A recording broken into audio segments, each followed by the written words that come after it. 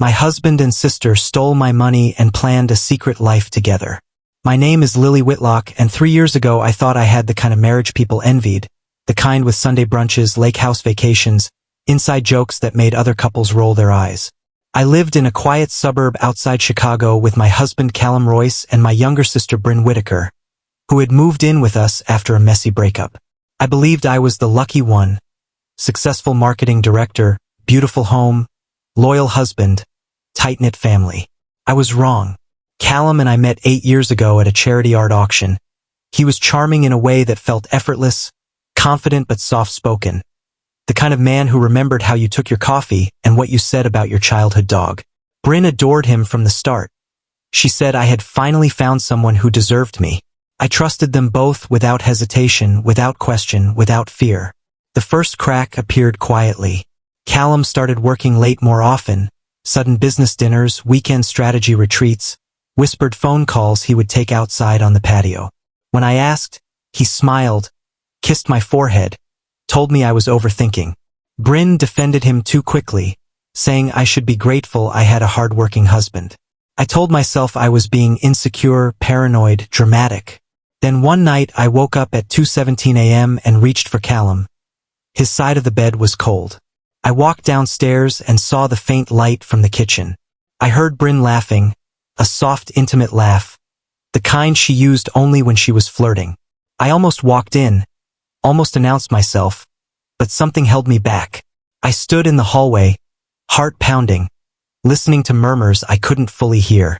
When I finally stepped into the kitchen, they were standing too far apart, Bryn holding a glass of water, Callum leaning against the counter like nothing was wrong. That was the moment my intuition stopped whispering and started screaming. I checked the phone bill the next morning. Hundreds of texts between them, many deleted but not all.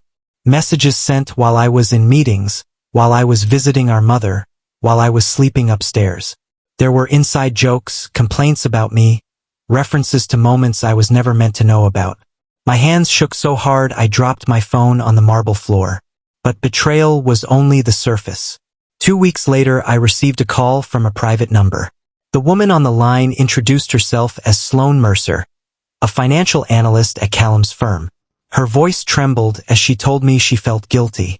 She had discovered irregular transfers from a joint investment account in my name, funds being redirected into a separate LLC registered under Bryn's name.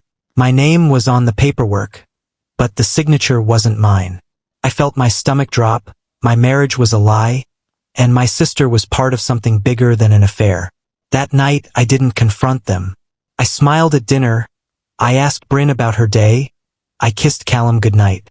Inside, something in me was hardening, crystallizing into clarity. If they wanted to betray me, I would let them think I was still blind.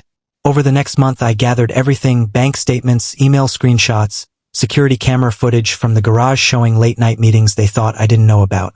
I hired a lawyer, discreet and ruthless, named Torrin Maddox. He explained calmly that what they had done constituted fraud, conspiracy, and embezzlement. I nodded like we were discussing the weather. Then I found the final secret. Bryn wasn't just sleeping with my husband. She was pregnant. I discovered it by accident when I saw prenatal vitamins hidden in her bathroom drawer. I confronted her softly, pretending concern. She broke down, confessed everything between sobs.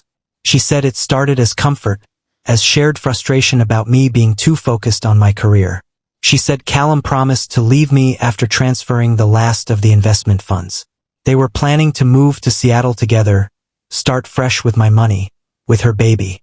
My baby should have been the one we were planning for. I felt heartbreak like a physical wound, sharp and suffocating. I locked myself in my car that night and screamed until my throat burned. But tears would not fix this. Love would not fix this. Only strategy would. I invited both of them to what I told them was a celebration dinner for a major promotion. I booked a private room at an upscale restaurant, candles flickering, wine flowing. I even toasted to loyalty and family, watching them exchange guilty glances they thought I didn't notice. Halfway through dessert, Torrin walked in. I slid a folder across the table. Inside were copies of the fraudulent transfers, the forged signatures, the LLC documents, and the security footage stills. I watched the color drain from Callum's face, watched Bryn's hand instinctively move to her stomach.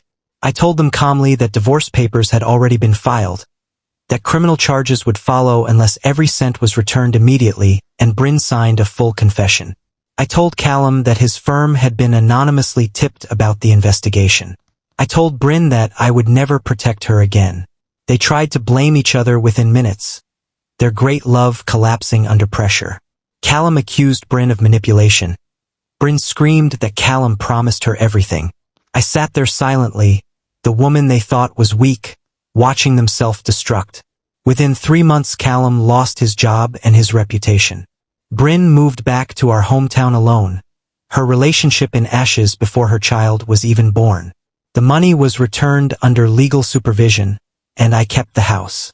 But revenge did not erase the heartbreak. Some nights I still replay the kitchen laughter, the late-night whispers, the way my own sister could look me in the eye and lie. Trust is not something that regenerates easily. The scars. A year has passed now. I redecorated the house, sold the lake property, changed my last name back to Whitaker. I built a new investment portfolio under my sole control. I go to therapy, I take boxing classes, I learned that strength is not loud, it is steady. Callum tried to call once. I blocked him. Bryn sent a letter apologizing. I burned it unopened. I lost a husband and a sister in one brutal unraveling, but I found something else in the wreckage. I found the version of myself who does not ignore red flags, who does not shrink to keep others comfortable, who does not beg for loyalty. They betrayed me for money, for lust, for selfish dreams. In the end, they lost everything they tried to steal. And I am still here, standing in the home they thought they would take from me, stronger than the woman who once believed love alone was enough. Thanks for watching. Please like, share, and subscribe for more stories.